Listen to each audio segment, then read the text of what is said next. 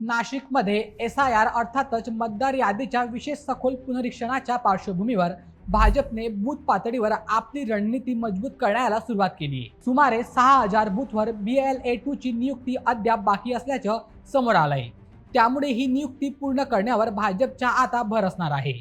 पण नेमकं BLA2 म्हणजे काय? SIR च्या पार्श्वभूमीवर भाजपसाठी बूथ पातळीवरील ही तयारी इतकी महत्त्वाची का आहे? आणि याच्या आगामी राजकीय समीकरणांवर काय परिणाम होऊ शकतो? चला सोप्या भाषेत समजून घेऊयात। SIR म्हणजे मतदार यादीचे विशेष सखोल पुनरीक्षण। या प्रक्रियेत मतदार यादीतील नोंदी तपासल्या जातात आणि पात्र मतदारांची माहिती योग्य पद्धतीने नोंदवली जाते। अशा वेळी राजकीय पक्षांसाठी बूथ पातळीवरची यंत्रणा सक्रिय असणं महत्त्वाचं ठरतं। याच कारणामुळे भाजपकडून प्रत्येक बूथवर आपला प्रतिनिधी सक्रिय करण्यावर भर दिला जातोय। आता BLA2 म्हणजे काय हे समजून घेऊयात। BLA म्हणजे बूथ लेवल एजंट। हा संबंधित राजकीय पक्षाकडून बूथ पातळीवर नियुक्त केलेला प्रतिनिधी असतो।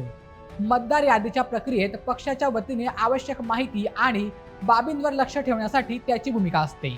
त्यामुळे प्रत्येक बूथवर BLA2 ची नियुक्ती पूर्ण करणं ही पक्षाच्या संघटनात्मक तयारीचा महत्त्वाचा भाग मानला जातो। नाशिकमध्ये सुमारे 6000 बूथवर BLA2 ची नियुक्ती बाकी असल्याने भाजपसमोर ही नियुक्ती लवकर पूर्ण करण्याचे आव्हान आहे।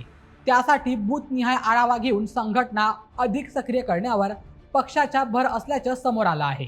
SIR ची प्रक्रिया आणि आगामी निवडणुका या दोन्ही पार्श्वभूमीवर बूथ पातळीवरील संघटन मजबूत करण्याचा हा प्रयत्न मानला जातोय।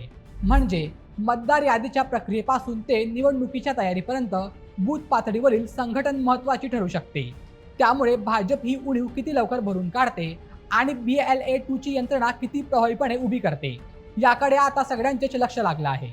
तर मित्रांनो, तुम्हाला काय वाटतं? SIR च्या पार्श्वभूमीवर भाजपची बूथ पातळीवरील ही रणनीती आगामी निवडणुकांसाठी किती फायदेशीर ठरू शकते? तुमचं मत आम्हाला कमेंटमध्ये नक्की सांगा आणि अशा व्हिडिओसाठी आपल्या बोलमेच्या YouTube चॅनलला सबस्क्राईब करायला विसरू नका। धन्यवाद।